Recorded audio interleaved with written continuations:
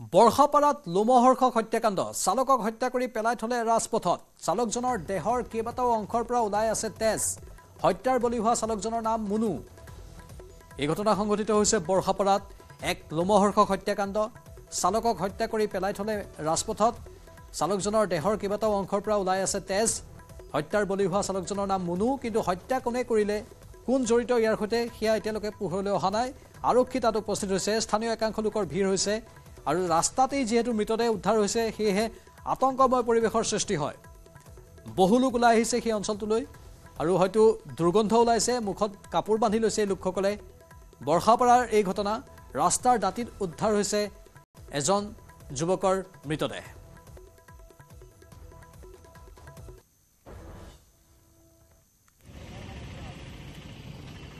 প্ৰকৃত ঘটনা কি জানিবলৈ আমাৰ সাংবাদিকৰ সৈতে আমি যোগাযোগ স্থাপন কৰিবলৈ চেষ্টা অব্যাহত ৰাখিছোঁ বৰ্ষাপাৰাত এই ঘটনা সংঘটিত হৈছে লোমহৰ্ষক হত্যাকাণ্ড তেজৰ ডুঙা বান্ধিছে তাত যিজন চালকক হত্যা কৰা হৈছে সেই চালকজনৰ দেহৰ কেইবাটাও অংশৰ পৰা ওলাই আছে তেজ হত্যাৰ বলি হোৱা চালকজনৰ নাম মুনু কিন্তু ইয়াৰ আঁৰত কোন জড়িত হৈ আছে এতিয়ালৈকে স্পষ্ট হোৱা নাই অতি ভয়ংকৰ ঘটনা গুৱাহাটী মহানগৰীৰ মাজমজিয়াত বৰ্ষাপাৰাত এই লোমহৰ্ষক হত্যাকাণ্ড সংঘটিত হৈছে স্থানীয় লোকসকলৰ মাজত আতংকময় পৰিৱেশৰ সৃষ্টি হৈছে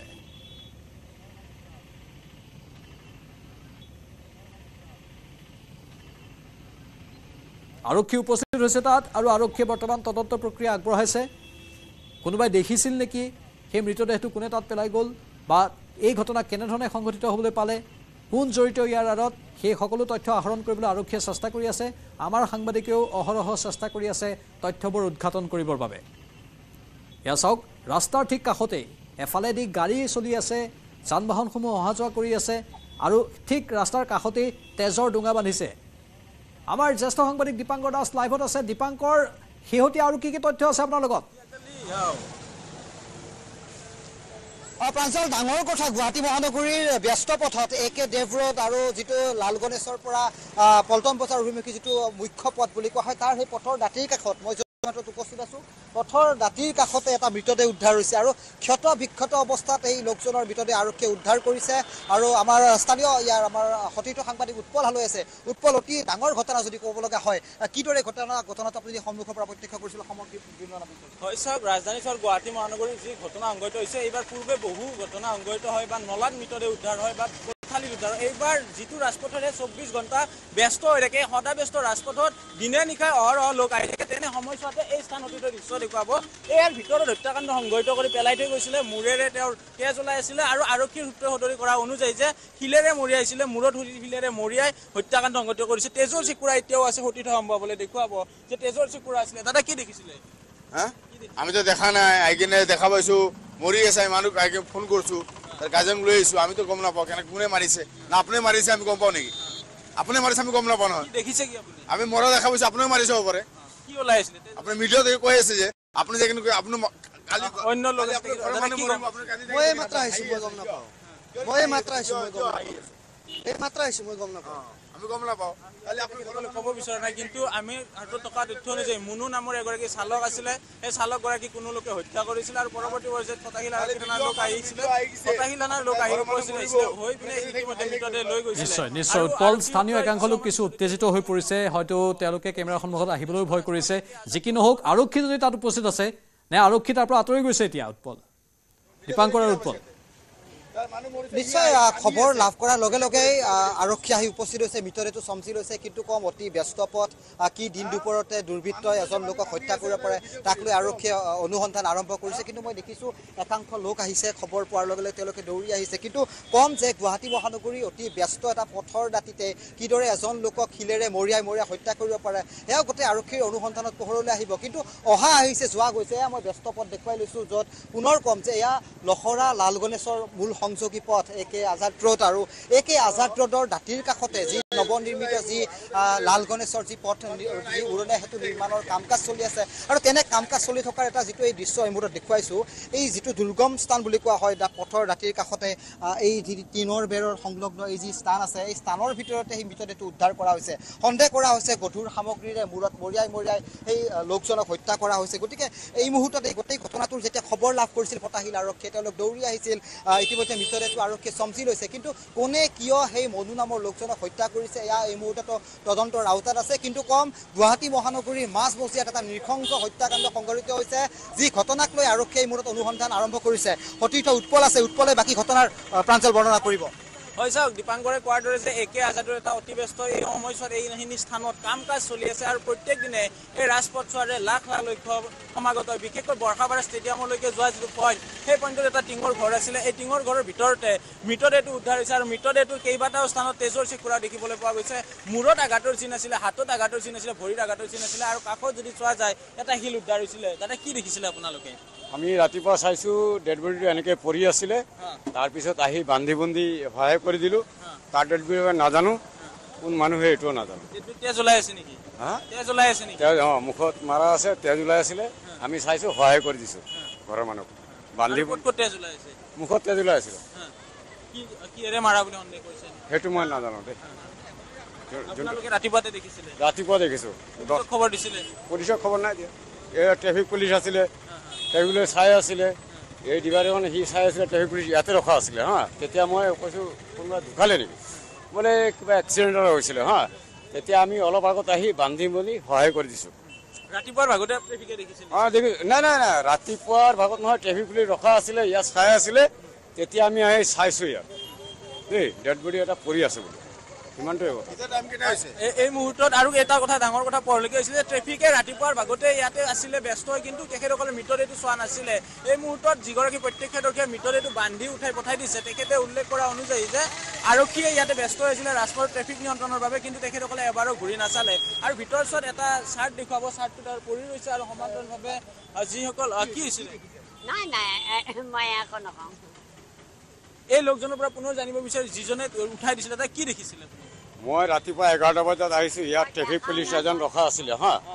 সেইজন ৰখা টাইমত ইয়াত মানে মানুহ স্কুটি চুটি ৰখাইছিলে হা ইয়াত মই বোলো কি হ'ল কোনোবা এটা ডেড বডি ইয়াত ৰখা আছিলে এই চাইডেদি চাইছোঁ কিবা এটা বডি পৰি আছিলে হা তাৰপিছত আহি চালোঁ মানুহ ভিৰ তাৰপিছত ক'লোঁ যে মানুহজনক সহায় কৰি বান্ধি দিওঁ তেওঁৰ ভায়েকো আছিলে হা ইয়াত তেখেতৰ ভায়েকো আছিলে আমি বান্ধি মেলি সহায় কৰি মুখত কি তেজ ওলাই এইটো মুখটো ফটা পৰা কিহেৰে মাৰাৰ সন্দেহ কৰিছে সেইটো নাজানো কিহেৰে মাৰা কেনেকৈ ক'ম এয়া আছিলে প্ৰত্যক্ষদৰ্শীৰ ভাষ্য যে তেখেতসকলে উল্লেখ কৰিছে যে দিনৰ 11 বজাতে গোটেই ঘটনা ঘৰলৈকে আহিছিলে কিন্তু এতিয়া সময় 5 বাজিলে ফটাশীল আৰক্ষী থানাৰ যদি দূৰত্বৰ কথা কওঁ ইয়াৰ পৰা মাত্ৰ 500 মিটাৰ ফটাশীল আৰক্ষী থানাৰ দূৰত্ব আৰু ইয়াতে ট্ৰেফিক আছিলে আৰু দীপাংকৰে উৎপল চাওক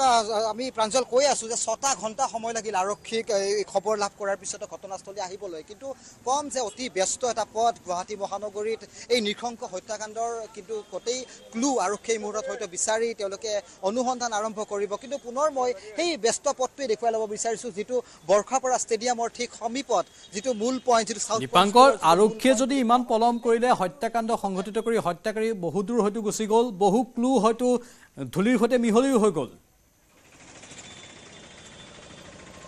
নিশ্চয় মৃতদেহৰ সমীপৰ পৰাই গধুৰ শিলজাতীয় সামগ্ৰী এই মুহূৰ্তত আৰক্ষীয়ে উদ্ধাৰ কৰিছে আৰু যিহেতু মুখমণ্ডল ৰক্তাক্ত হৈ আছিল মুখমণ্ডলত শিলৰে মৰিয়াই হত্যা কৰাৰ হয়তো এটা সন্দেহ বিভিন্নজনে প্ৰকাশ কৰিছে কিন্তু তাক যদি আমি কওঁ পুনৰবাৰ এই কথাটোকে ধৰি যে গুৱাহাটী মহানগৰীৰ মাজমজিয়াত আপুনি কল্পনা কৰক এয়া এখন টিনৰ বেৰ বান্ধি যিয়া নিৰ্মাণ কাৰ্যৰ প্ৰতিষ্ঠান আছে তেওঁলোকে ইয়াত অভাৰব্ৰিজৰ অৰ্থাৎ উৰণীয়া সেতুৰ তেওঁলোকে নিৰ্মাণ কাৰ্য চলাই আছে কিন্তু এই টিনপাতৰ ভিতৰতে এই যিটো আপুনি টিনপাতৰ ভিতৰতে যদি এটা মৃতদেহ উদ্ধাৰ হয় তেতিয়াহ'লে আমি ক'ম যে এনেকুৱা ধৰণৰ ঘটনাই কিন্তু পুনৰবাৰ সাধাৰণ জনতাক কিন্তু এবাৰ চিন্তা কৰিবলৈ বাধ্য কৰাব কিন্তু এই নিৰ্মাণকাৰী প্ৰতিষ্ঠানটোৰ কোনো নাই নেকি তাত নিৰ্মাণকাৰী প্ৰতিষ্ঠানৰ কৰ্মচাৰীটো থাকিব লাগে আৰক্ষীয়ে মই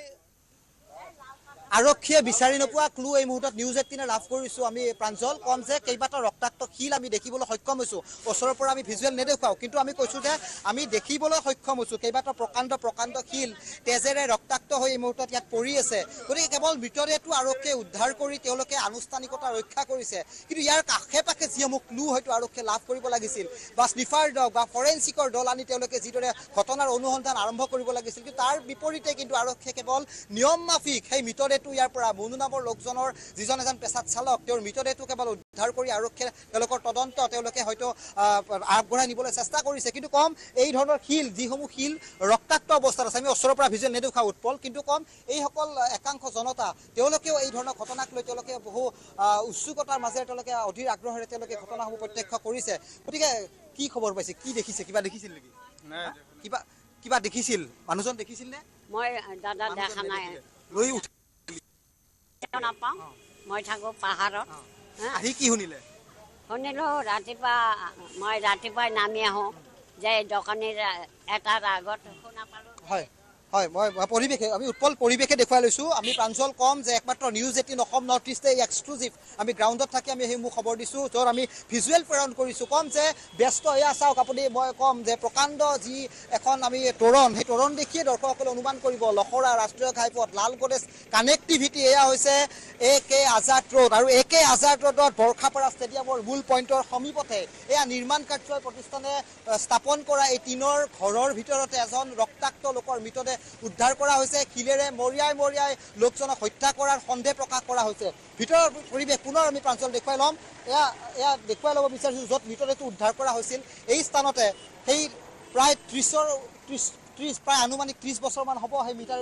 লোকজনৰ বয়স দীপাংকৰ মানুহৰ মৃত্যু ইমান সহজ নে কোনোবাই হত্যাকাৰী যাব কোনেও হত্যা কৰি যাব কোনেও গমেই নাপাব বৰ আচৰিত ঘটনা এইটো গুৱাহাটীত